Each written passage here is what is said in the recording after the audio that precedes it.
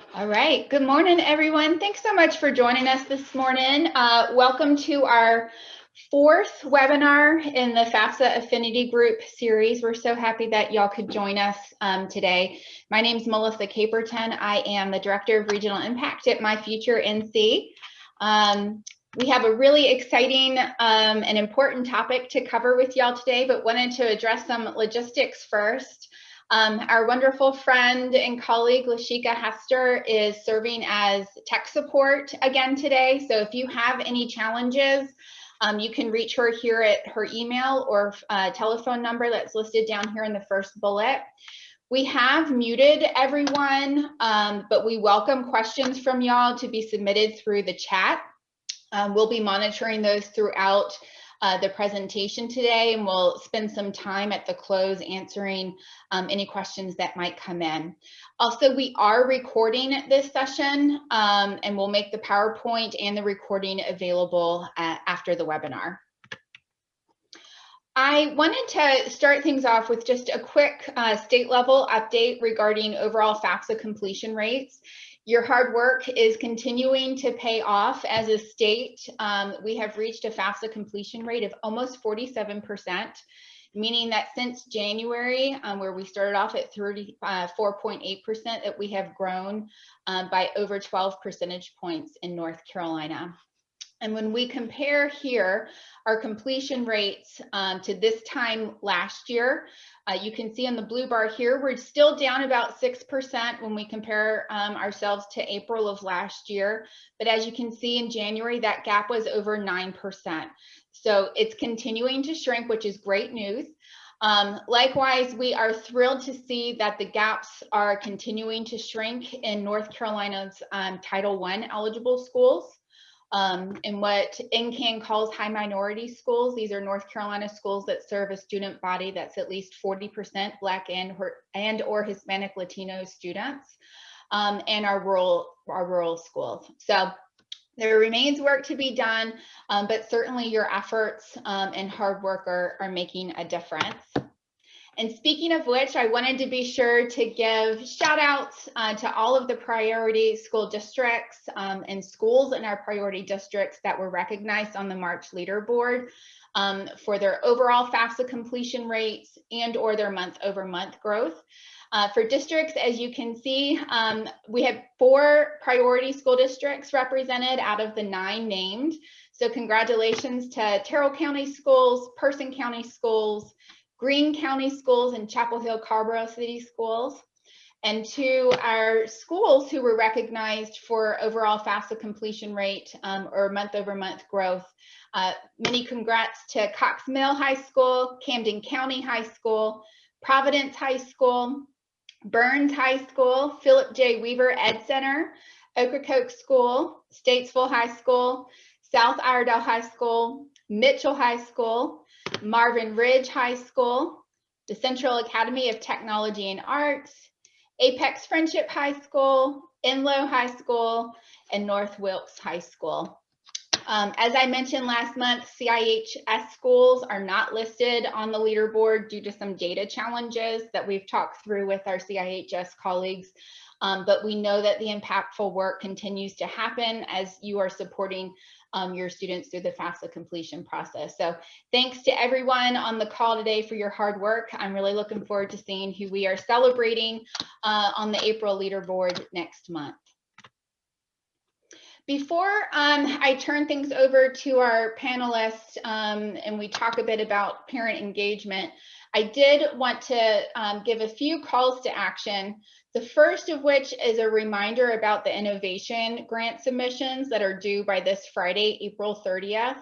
As schools that are located in priority districts, y'all are eligible for a $500 First in FAFSA innovation grant that's established and set aside especially for FAFSA priority schools.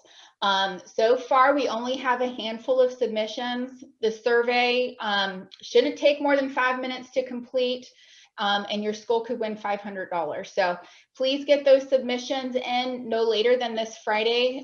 Chris or Lashika, if you haven't already, if one of y'all wouldn't mind to put the link to our website with the information, then a link to the form in that chat, that'd be great.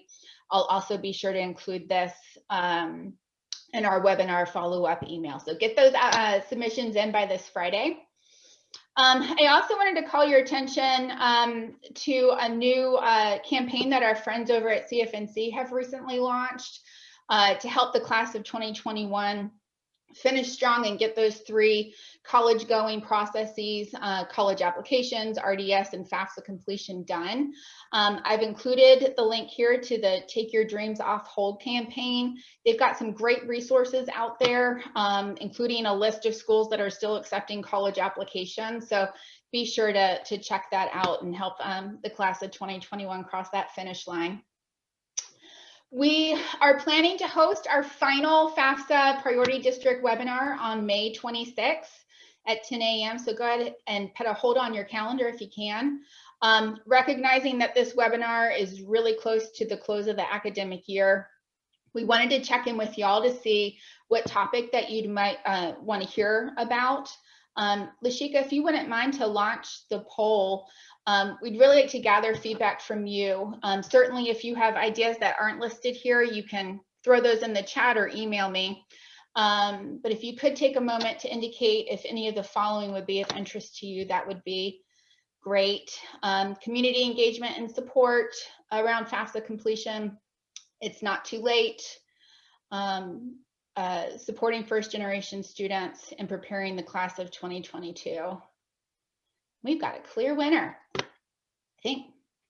Okay, fantastic. Helpful information to have from y'all, and we will take that into account as we plan for the May event.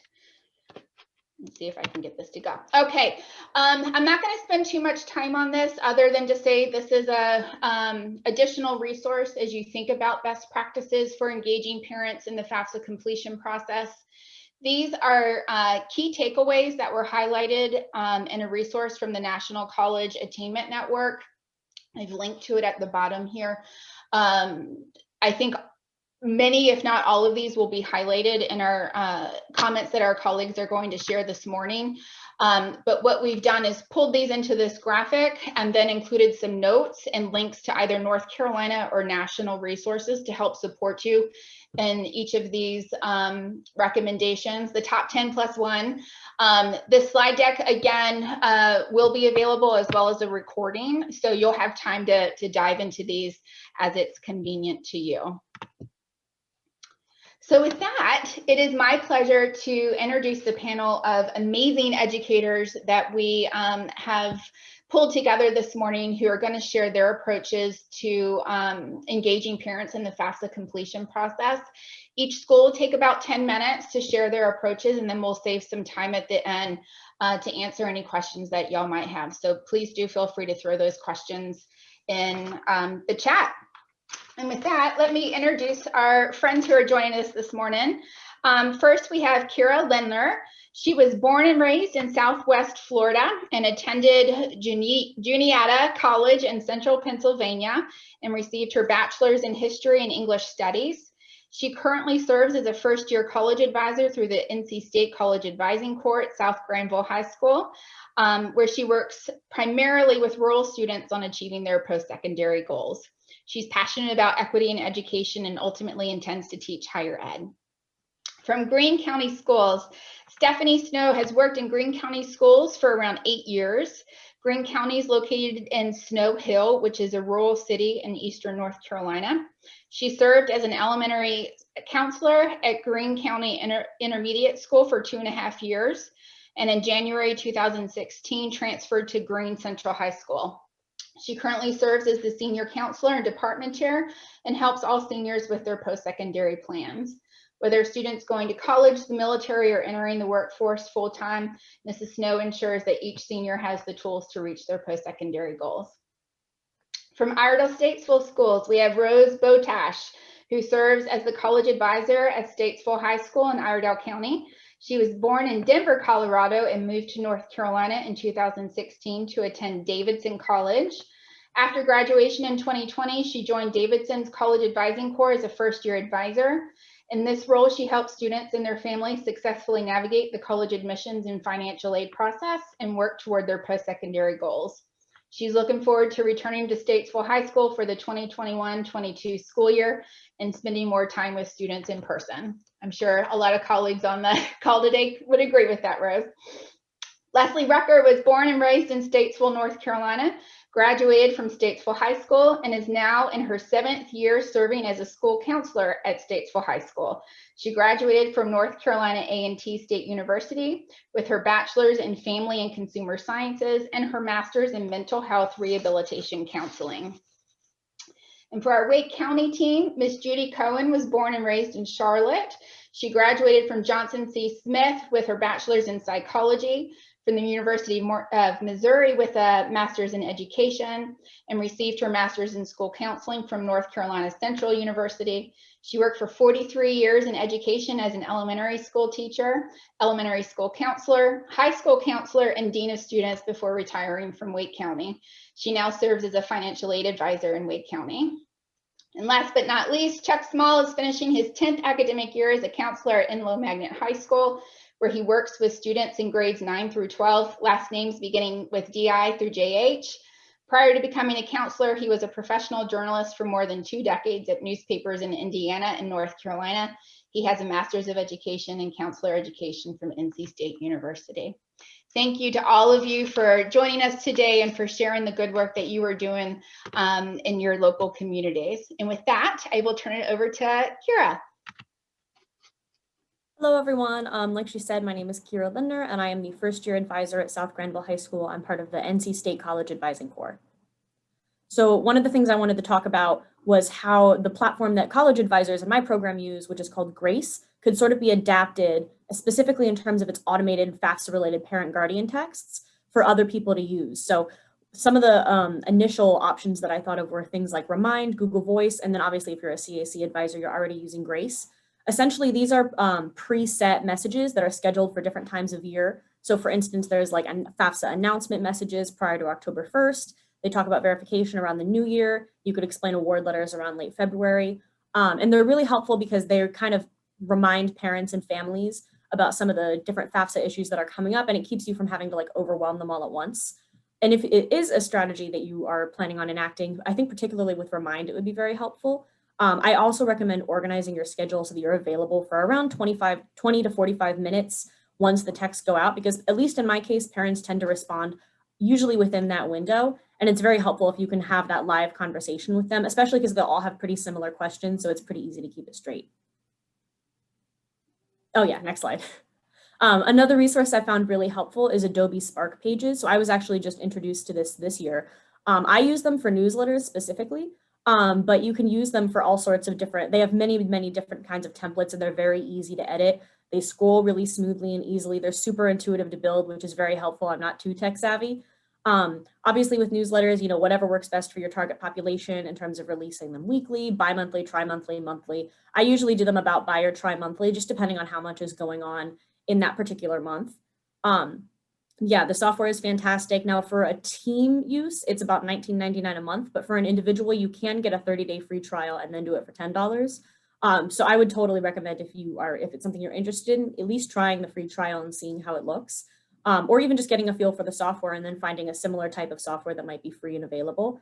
One thing I really like about it is that it allows you to embed live links as well as pictures from their cloud, like videos, text, etc. And it makes the embedding process really easy, so you don't have to worry about like any funky tech issues or anything when you actually send that out.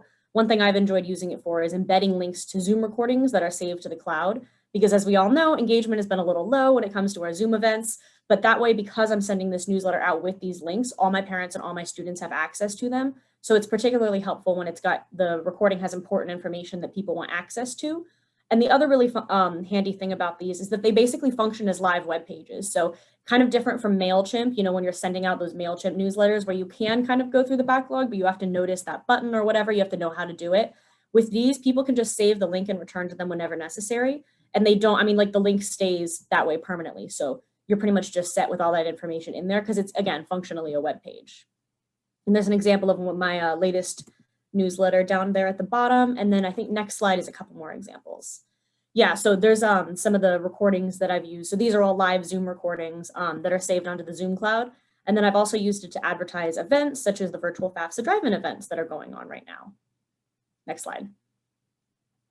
Another thing I found helpful, and this is something my core does as a whole, is pre-building explanatory PDFs or Google Docs or even Instagram posts on FAFSA topics.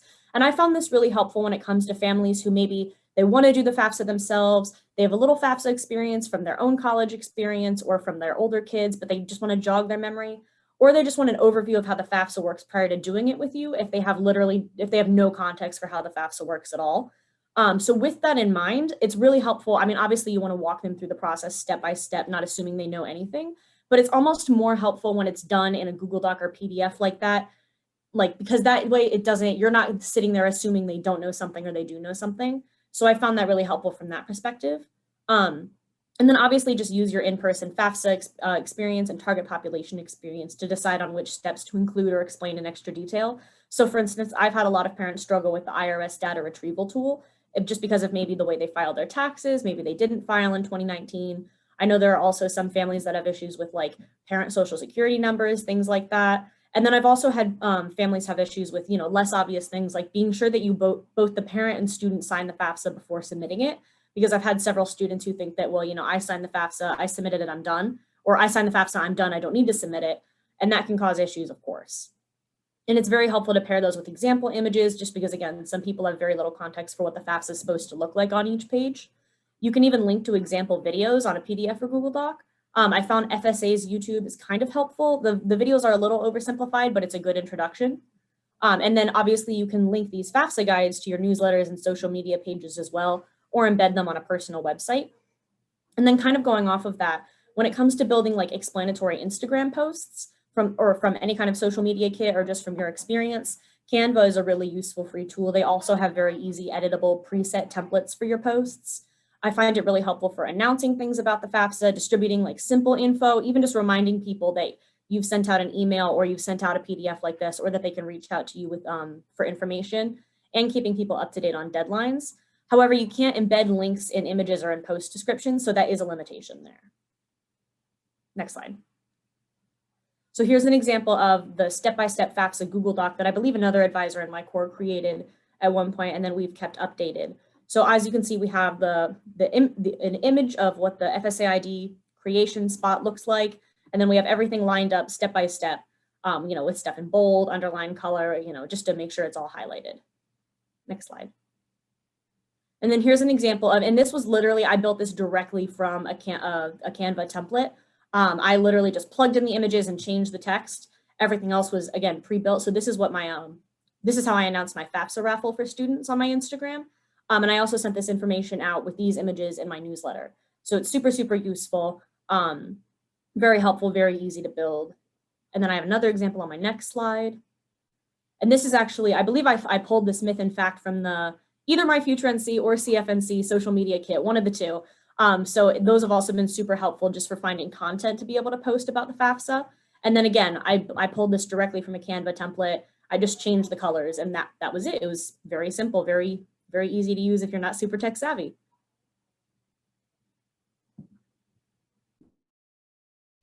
Thanks, Kiera. We'll pass things over to Stephanie. All right, good morning, everyone. All right, so the first thing I really wanted to talk about is just my overall timeline. For me, I think building relationships and that rapport with students and parents is super important in order to understand the engagement level, where people are at, and also to understand their plans. So really spring of their junior year, I have one-on-one conferences with all the juniors, and that's where I review what their goals are, discuss the upcoming events, and then review all of the resources where they can go to. So we have a counseling center, Weebly. I send them out a junior bulletin, so that way they know what is to come. So they know the FAFSA is coming. They know, if they're joining the military, the ASVAB, just pretty much everything they need to know depending on their goal. And one thing to note too, just for our demographic for Greene Central, I normally have around 200 seniors every year, and the split for college going seniors is normally about 70% going to either a 2 or 4 year, and I have about 30% either doing employment or military, just to give you guys kind of an idea of the demographic and population that I'm working with, and a lot of first generation students. So there are a lot of, even parents need that extra support with the college process. So after the junior meetings, I meet with them again the fall of their senior year just to review their plan again. But this is also a really great time to get the updated contact information for students and parents, because I do invite parents. They can come to the meetings if they prefer as well. And also to get the preferred communication method. Although my general way is through email, a lot of students do not check their email at all. Some will prefer a text or even just a text to remind them to check their email. So that's just a good way for me to get updated contact information for everybody.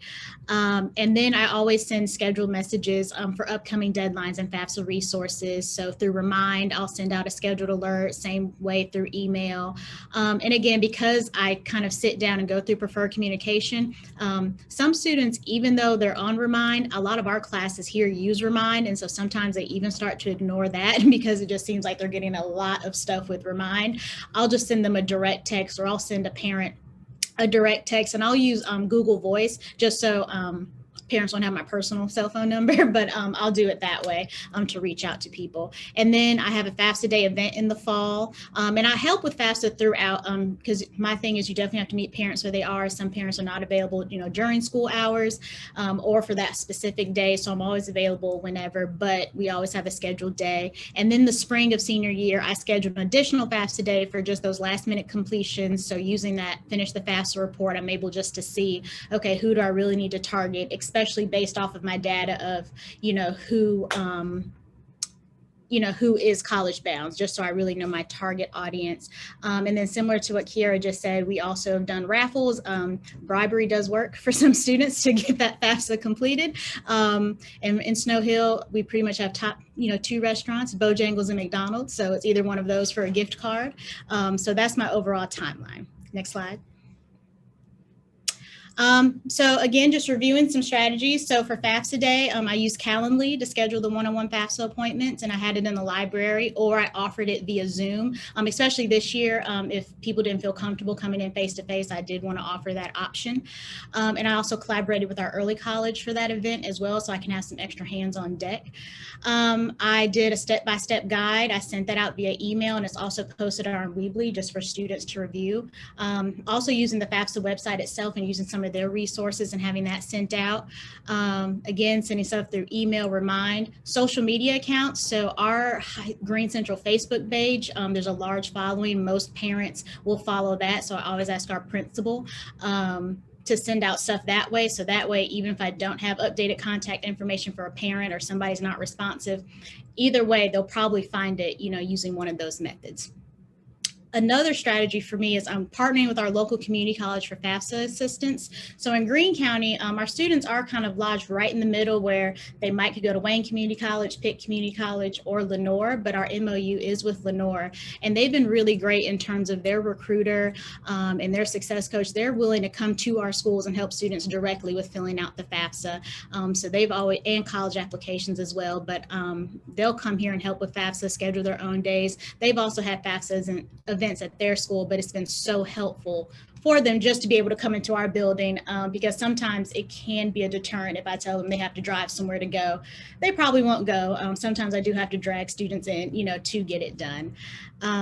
And again, contact info from parents is collected throughout the year. So I have like a little flyer that I send out, and I ask our principal to post on our social media accounts, where sometimes it's a link, or I just put my email address and I ask parents to contact me so I can have their information. I think you all know how teenagers are. They don't tell their parents anything pretty much. So I really try to push, parents trying to, at least an email. So that way, whatever I send to the students, I'll also send to the parents. And then also I always say, my target population and having the contact information, I know who to nag. So when I know who hasn't done the FAFSA, I just email and bother, those students and parents who still need to get it completed. So next slide. This is an example of our Weebly. So this is kind of our front homepage of it, and the little arrow points to our tabs. So this is really something we use for all of our grade levels. So that way I can just say, hey, please go to our website. That's where our scholarships are. That's where your FAFSA resources are. So that's just an example of our Weebly. Next slide. And then a few of the bulletins that I send out. So the left one is the junior bulletin that I go over, and then the right one is just an example of like a senior bulletin. They're pretty similar. I send those out pretty much monthly, just to kind of give an overall review, and we post them on all the social medias. So I find like those are really helpful. I try to keep it just to one page. Anything longer, I find students don't want to read anything that is longer than that. But that is pretty much it. I'm definitely probably going to look at Adobe Spark, thanks to Kiera, though. So I'm really glad that she presented about that. So that's a really good idea. I do like, I think bulletins have just been really effective for parents to kind of get a snapshot of everything in one page of what they need to get done. So yeah, those are some of the things that I've done this year for engagement. Fantastic. Thank you, Stephanie. And I love that validation and learning and sharing that's happening here. That's what this is all about. Let's turn it over to our Iredell-Statesville friends, Rose and Leslie.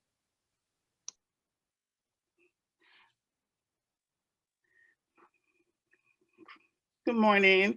You can click to the next slide. All right, good morning. I'm Leslie Rucker from Statesville High School. We currently have 3 counselors where we split caseload based on alphabet on all 4 grade levels. We have 857 students enrolled at Statesville High School. 75% they qualify for free and reduced lunch. 48% of our students are African American, 22 are white, 24 are Hispanic, 1.5% are Asian, and 5% identify as 2 or more races. We currently have 260 seniors, and many of our seniors are first generation college goers, but not all. Next slide. All right, senior surveys. We utilize senior surveys to gather information and identify the students' E. The E consists of enrollment, enlistment, or employment. This helps us identify the students we need to reach out to start the FAFSA process. Secondly, we have our senior meetings. We meet with all of our seniors before October, and our seniors that have an interest in enrollment, we make sure that we introduce them to the college application week. So we do a sign up genius, and in our senior meetings, we encourage our students to go ahead and sign up ahead of time. Collaboration with our college advisor is a really big deal. Everything we do as a team, and we collaborate with our college advisor has a big role in helping us reach this success. When we have our senior meetings, she's included. When we have our enrollments of new students, because we get new students all year. They come from different places. So as soon as we enroll the senior, we immediately connect them with Rose, and she does a checklist with them as well. When we have parent meetings, we include her in that as well. Our success would not be possible without our college advisor. Next slide. All right, our FAFSA assistance days. We plan our FAFSA assistance days on college application week, where we complete FAFSA, RDS, and applications with our students. Our principal is working really hard to build relationships with the community, so he came up with the idea to have 4 different locations for 2 weeks. The 4 locations included the Armory, Statesville Recreation Center, Statesville High School, and the Boys and Girls Club. Thank you. And so then just a little more about these FAFSA assistance days that we did. As Leslie mentioned earlier, we have a pretty diverse population at our school. So some students are first-gen college students, and their families weren't familiar with the college application process. But at the same time, others already knew what they had to do and just needed a reminder. So we designed these events to be open to meet people's needs, whatever those were. And primarily that was for FAFSA help, but also RDS applications, especially when we were doing them during college application week. We even linked with North Iredell and had some of their students join some of the sessions. Across the board, attendance at these events kind of varied, and we'll talk a little bit more about that in a second, just what community events looked like. But even just publicizing these FAFSA assistance days really helped get the word out and reminded families to do it on their own. We also provided FAFSA instructions in emails and on paper so families could easily do it on their own. It's linked in here, but we don't need to look at it right now. You guys can look later if you want. And then this, okay, so we have a few tips and tricks that we came up with after hosting all of these community events. First of all, we learned it's important to publicize the event widely across different platforms to reach more people. So we used platforms that our families were familiar with and already checked. So that included Connect-Ed calls, which was a call that our principal would record, and it would go out to the phone numbers in PowerSchool. And then we posted on the school Facebook page, the website. There's an example of one of the flyers we had on the right. And the QR code on there just directly brought them to a sign-up link. And we sent out emails and texts, or spoke to people in person who we knew needed to complete their FAFSA still. So individual reach out as well. Another thing to keep in mind was that you need technology access to submit the FAFSA. So we learned that we had to have extra computers available and check to make sure that, especially at the non-school locations, that there was internet connection or that we brought a hotspot so people could access the Wi-Fi. We also would send people a list beforehand of what they needed to bring to make sure they were prepared. So the tax forms for the correct year, creating an FSA ID, or bringing their username and password so that they were able to actually completely submit the FAFSA while they were there instead of having to finish it later. We also thought it was helpful to send out a sign-up sheet beforehand. So that's the one that's linked here. And part of that was just because of COVID. We wanted to make sure we didn't have too many people for the spaces that we were going to be in, but we also were able to be prepared with handouts, computers, and staff to make sure that everyone who attended the event could get the help that they needed. Next slide. Okay, so don'ts for the community events. Some don'ts was don't plan too many events at the same time. We learned quickly that the two weeks may have been a little too much. We have the first week, no attendance at all was at the Boys and Girls Club. So we had to end up canceling the last two events on the second week due to no one signing up and no one showing up. We've had another don't assume it won't work. Numbers weren't high, but the ones who wanted to come came for get help. We have a history of like no attendance at all for after school events. So even though you may have that issue of no one coming, still put it out there, still do it, because the families that came and got help, it made a big difference for them. Next slide. And then in addition to hosting events, what we did on a more daily basis was just using Finish the FAFSA to target students and parents for outreach.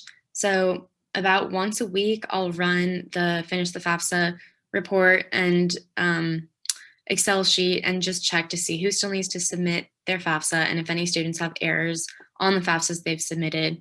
So I can use the information that I've gotten from the counselors or from meeting with students or checking who's applied to schools.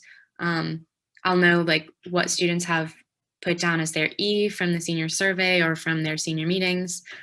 So I have a list of students who I know do need to complete a FAFSA, and I can use that and the Finish the FAFSA report to target those students.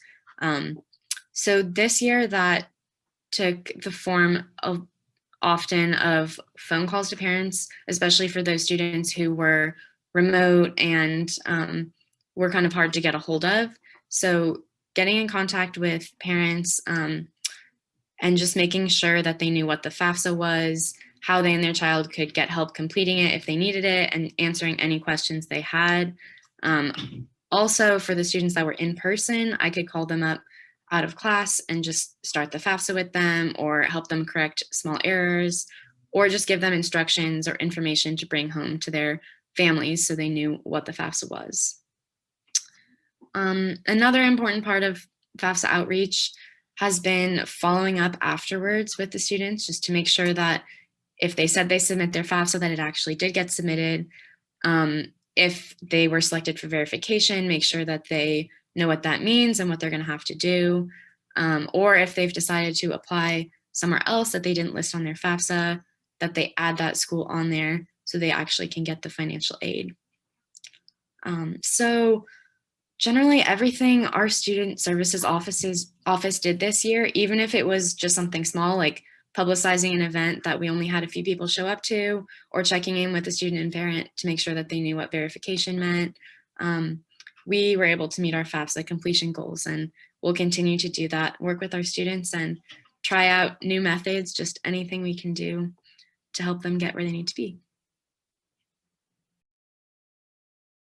Fantastic. Thank you, Leslie and Rose. And with that, we will turn it over to our Enloe Magnet friends, Judy and Chuck. Thank you. We appreciate it. I have been involved, as Melissa said, I've been involved as a counselor at Enloe for 10 years. And I've been very blessed to work with Judy for the last several years here. She is a financial aid advisor at the school through Wake County, and we'll talk more about that in a few minutes and a few slides. So a little bit of background about Enloe High School. We have 2,400 students roughly, give or take, in grades 9 through 12. About 550 of them are seniors. And in demographic breakdowns, about 34% white, 26% Asian, 24% Black or African American, 11% Hispanic or Latino, and about 20% of our students are free or reduced lunch. We have about 93% of our students who plan to attend either a 2-year or 4-year college university. Of that 93%, about 72% are 4-year bound, and 21% are 2-year bound. Next slide, please. So part of what we're doing when we're, integrating with parents, with students throughout the process is recognizing that we've got to begin these conversations early. And so it's not just a matter of dealing with its senior year. So we began at our flight school, which is our introduction to 9th grade in the summertime, beginning the conversations with parents and students about their plans after they graduate from high school, and beginning to have them think about 4-year and 2-year colleges and how the process works. In addition to flight school, we have our freshman orientation that happens in September. And as you can see from the circled information here, we start getting the information in our 9th graders' heads very early about connecting them to College Board, connecting them to CFNC, making sure that they get their passwords and logins early on, so that we're not waiting until junior or senior year to be having these conversations about college and about financial aid. At the bottom here, we have a couple of slides. We do a needs assessment as part of our freshman orientation, and that helps us see in terms of how the students identify themselves as to whether they're first generation students, and we do programming. Actually, we have a program this afternoon for our first gen students, so that we can connect with them early on. We also have a clear sense pretty early on about whether students, even in 9th grade, see themselves as planning to attend college afterward. Next slide. So we spend a lot of our time through the year, just like all the other high schools who presented today, spend a lot of our time kind of juggling back and forth between providing information face-to-face in venues both during the school day and after the school day, as well as making sure that our online presence is strong. And so on the left here is an example of our college and future readiness night. And we do this each year right around the end of the first semester, beginning of second semester, where we have folks from throughout the community join us for a variety of panels that we offer. Some of the topics include why colleges support a gap year, military college and career opportunities, financial aid for college. We have a person come from CFNC often to discuss how CFNC works and that whole process. And we have folks coming from Wake Tech and our area community colleges to be talking about those benefits. We also have some sessions that are pegged toward high school, but are still future related. For example, a session about how our IB International Baccalaureate program works, sessions about why taking AP and honors classes. We want to make sure that students are supported from freshman year all the way up through and beyond to think about how to maximize their opportunities. on our website, we shifted websites this year. We had a Weebly site for about the past 6-7 years or so. And this year we shifted to Google Sites, mainly for two reasons. One is that from a process of our entering, it's much easier to update on Google than it is to go to a second party like Weebly. But the other reason, and more important, is that we found that the Google Sites were much easier to see for students on their phones or on their tablets than the Weebly sometimes just weren't real. They were designed more for a computer experience and not necessarily for the experience of our students. And so on that page, we have on our site, we have a scholarships and financial aid page that's very extensive and has a bunch of information about the FAFSA, but also links to a scholarship database that we keep updated. One of our counselors keeps that updated with the scholarship information that she has coming in, and also some links to scholarships guides from the county and financial aid resources generally. Next slide, please. So one of the things that we've learned over time here at Enloe in terms of trying to do outreach with students and their parents about the FAFSA is we need to just keep listening to them and asking them for how they would prefer to get information. One of the best pieces of feedback we got over the last few years from juniors and their parents, well, actually it was from our seniors and their parents. We asked the seniors that year, what can we be doing better? How can we be helping you better? And one of the things that the seniors said was, it would be wonderful to hear information about the FAFSA and about the entire experience for college before senior year. And we thought, well, of course.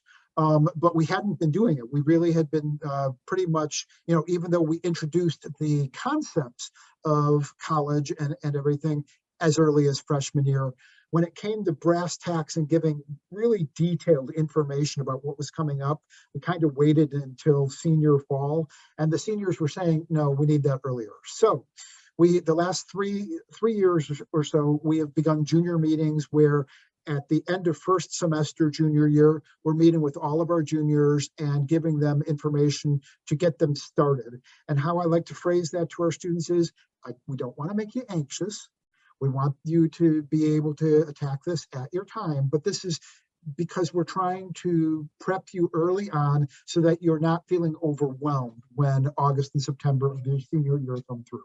And so one of these slides here has the information about the FAFSA opening date, which is an entree for us to begin having that conversation with our juniors. And then it leads into the conversation that Ms. Cohen has with them when they become seniors in the fall. And then also at our college panel nights, which this year was virtual, but usually is in person in our auditorium, we have, in addition to panelists from a variety of colleges and universities across the state, our counselors gave a brief presentation that's a modified version of the senior orientation. And at that time, parents get another reminder, hey, FAFSA is coming up. This is what you need to do. Hey, this is what residency determination is, and this is what you and your students need to do, so that they're getting this information before they actually are sitting there saying, oh, wait a minute, what do I have to be doing? Next slide, please. Okay. In Wake County, we're fortunate to have the financial aid advisors, and this is unique to Wake County Public Schools. And I am assigned to Enloe, and I come once a week. The first week when we were here, when it's the beginning of school, I go around to all the senior English classes and do a PowerPoint presentation to introduce myself and the purpose of it. And then the students sign up with me they can sign up through the counselors, or they can come in and sign up student service. So when I come in, I have a list of students who I will see that day. And we began filling out the FAFSA. Parents come and students, they're both invited. If they don't make the appointment, I go get them. One thing I've learned, which is really helpful, is the professional center on the CFNC, because I can run a report and see those who've completed, who are in process, and what they're lacking. And I can give that information to the counselors. They in turn will send out an email to the students and let them know that they need to work on their FAFSA application. The parents come in, and it's interesting to meet with the parents because they're very interested in things they knew and did not know. A lot of them have students already in college, have been through this process. The only problem we normally have is I would consider the tax information. And you have to go the year before to do that. The students don't really have any problems with that. And even the teachers will send them to them. Once the student signs up for me, they will get an email or they also get a note so the teachers will know it's time to come down to see me. Once I finish meeting with the students, I run a report. Now, one thing I've learned that when you're working with these students, you can only, they will only call FAFSA. I have an 800 number that I keep next to me. When in doubt, we dial that number. And they will only speak with the student. They will not speak with me. One time I actually had to leave the room so they can continue talking with the students. Or they ask the student, do you give me permission? I think you want about the confidentiality with that. But they meeting sometimes 10, maybe 15 to 20 minutes, just depends on the need and all that.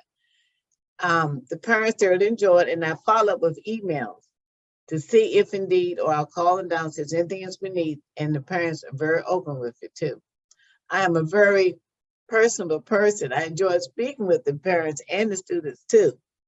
And they end up telling you more than you want to hear sometimes. But one thing I have learned is whenever they have questions, and this time I tell them, once they've gotten their report back and everything, they are to contact the schools. And as I would tell all students, you may work on computers and everything else. However, the human being makes the final decision. So if there's any unique questions or problems, that's when you call the college with your question. And you assign us a counselor there too. And a lot of times I sit with them and help them through the questions there. Okay. Next, please. Next slide, please. Thank you. Okay. We also give them these helpful tips. I don't know where these businesses get these students' names senior. I think you can buy that list. And I go through that and tell them, you don't pay for scholarship search. We offer these services here in the school system for you. You don't pay, that's somebody do all the don'ts. And one is, once your child has signed up for the FAFSA form is complete, you'll get a confirmation page. You to complete all the questions accurately and only answer the questions. And then we have FAFSA Day, and Enloe is very good about having FAFSA Day. And the students come in, and it depends on how you do it. Some have competitions. They may have prizes. A lot of times when colleges come by, they give you the things from their colleges or whatever, and we use those to give out to the students. It doesn't cost anything, and the schools will waive they'll actually waive their application fee during that day too. I tell them to complete all the questions accurately. Do not pay for anything. There are a lot of scams going on, so I kind of bring up to date about that. Do not enter your social security number or anything. If they're in doubt by any of that, come to me. And we normally can tell whether or not it's unique or if it's on the top. Next, please. Oh, that's it. Fantastic. Thank you all again so much for sharing your tips and tricks for engaging parents in the process. I think there were a lot of great ideas that came across this morning. We're going to jump over to see if there are any questions. But if we could just kind of go around the Zoom room, if you would, and if you wouldn't mind to sort of identify what your secret sauce is, right? Like what has made your engagement activities most effective? And we can go in order if we want. Kiera, if you want to kick us off. Yeah, I think in terms of parent engagement, it's definitely been consistency. Just knowing, just being sure to be checking back in with them, be reaching out frequently, just to keep it going, because there have definitely been times, especially with, for instance, the targeted messages, where I'll have parents who maybe they respond at the beginning, and they don't respond for months, and then they respond like about something urgent several months later. So just knowing that even if they're not responding now, it doesn't mean they never will, and continuing to reach out. Stephanie, others do you have? I would say for me, it's just offering flexibility, like I mentioned. So like I said, some parents, they might say, hey, we can't come in till 5. So I might flex my day that day and just make sure I'm there, being able to stay after late, or they'll say, like I said, send the tax return in with the student, to fill out, but just offering a lot of different avenues. If they can't make a specific appointment time or a specific event, just offering a lot of flexibility to be able to help students and parents get it done. One parent sent me screenshots every step of the way via email one evening after school. That was fine. So just offering those types of flexibility has been helpful.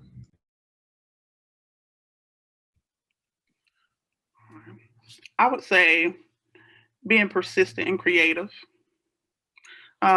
Us just not giving up, just keep going and having our nights, on one of our nights, and also having resources. We had our translators come to help with our Hispanic population, so they were there to help as well, because we have a lot of Hispanic families that their parents don't speak English, but the kids do. So just being persistent and just keep finding new ways to connect with them. Yeah, I'd just add to that, being willing to try new things that we haven't done before, and continuing to collaborate within our department and in the school and community. Yeah, I would agree with everything that's been said, especially about the consistency and the flexibility. I think for us, we've found success the more that we've tried a variety of things. Parents, for example, like kids don't look at Facebook. However, their parents do. And so, we'll go to Instagram or to Twitter for things that we know we want the kids to see. But if we're targeting their parents, we're going to use a different medium. And so, I think the flexibility helps. I think the consistency, like Kiera was saying, helps. And I've just found our listening and trying to flex according to what we're hearing back is really important. Judy, do you have any thoughts? One thing I found that if I'd known to work with the parent schedule, and after I talked to them, I kind of listen, and I finally say, well, I'm available when you're available. When can you meet?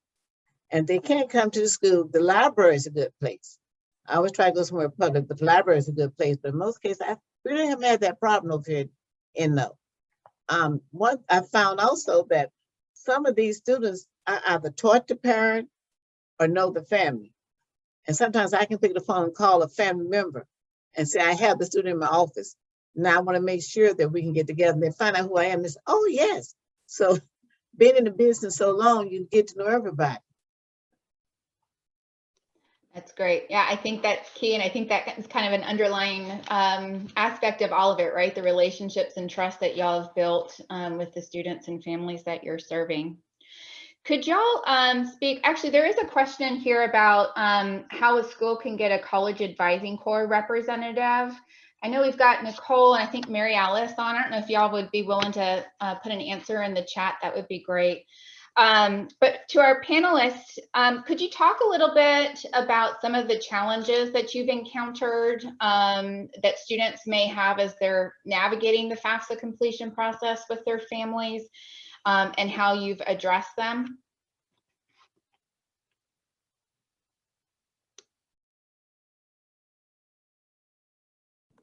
I can start if you guys want.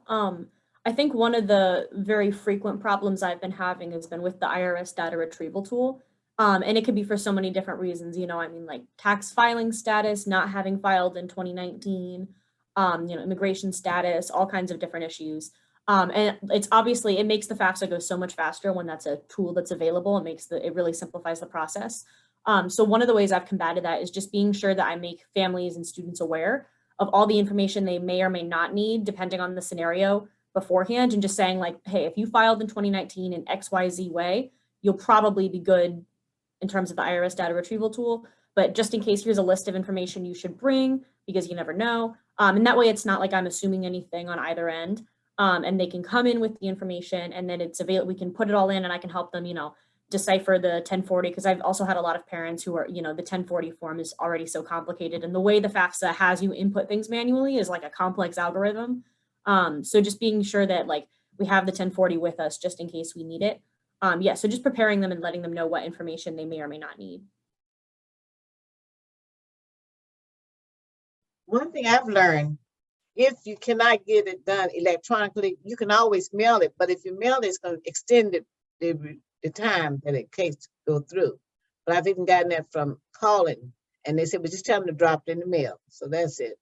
And one other problem I tend to have is Social Security numbers. Social Security are mostly with the Hispanic population. And they're the ones, if you need to mail, those ones the problem have to be mailed, but Social Security numbers and the tax, of course.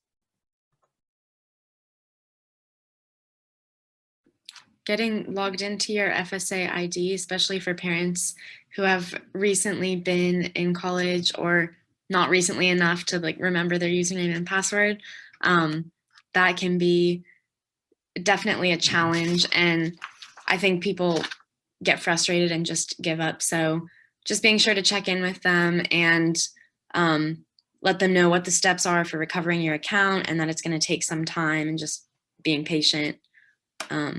But yeah, that's one thing that I've run into very frequently.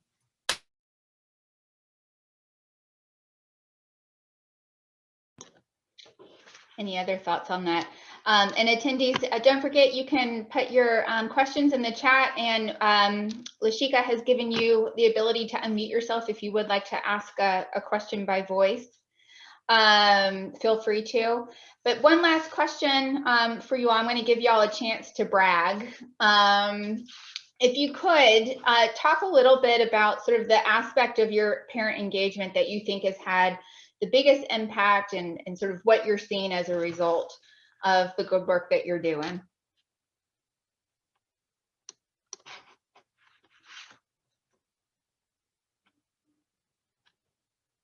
Hint, hint, this is something that you can use around innovation grants.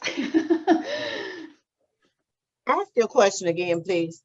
Yeah, I just wanted to give y'all a chance to brag. Could you talk a little bit about where you feel like you've had the biggest impact? What strategy you've used that's been the biggest impact with parent engagement?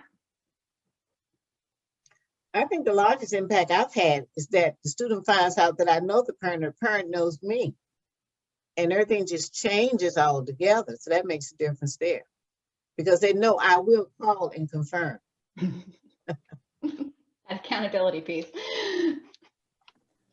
I think for me, it's kind of a little thing, but parent engagement has actually gone up this year compared to last year, which I was really surprised by. But I think that a big part of it has just been not only having those automated messages be sent out, I mean, whether on my platform or on any other platform, but being ready and like live, like having it in my calendar when they're going to go out, being ready to respond for like 20 to 45 minutes afterward, as parent responses trickle in. And just like using that as an opportunity to engage them, even if there's just, you know, answering yes or no to something, just making sure that's an opportunity to follow up, ask more questions, get information, see if you can set up an appointment if they need anything, and just kind of even building a relationship, even in the very, very virtual setting. I think that's been super, super helpful. So just being on top of being ready to respond, you know, having information that you know they might ask about, that kind of thing.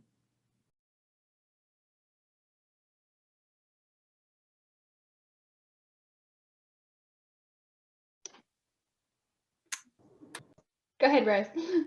I think for us, it's also been using different platforms or different approaches to try and reach families. So not only just like sending out like mass phone calls, but also like having it be part of the senior meetings and the surveys that go out. So I think just using different methods and really doing anything we can to try and get in contact with people.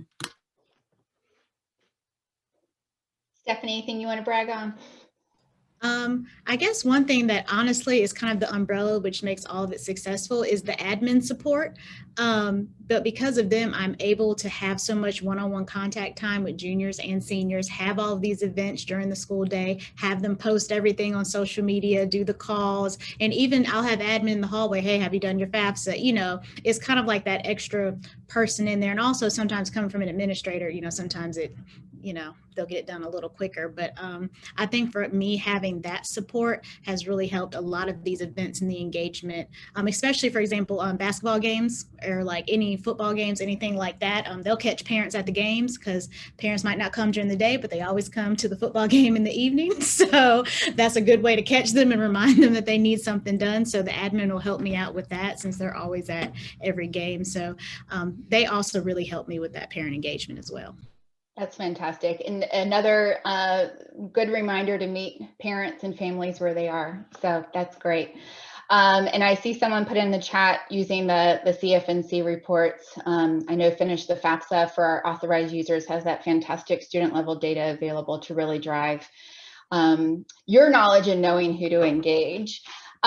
Nicole, if you wouldn't mind to unmute and share some information about CAC advisors, that'd be great to wrap us up. Absolutely, and I'll also probably tag in Mary Alice here to fill in any blanks that I miss. So hi everyone, my name is Nicole Datillo. I'm the program director for the NC State College Advising Corps.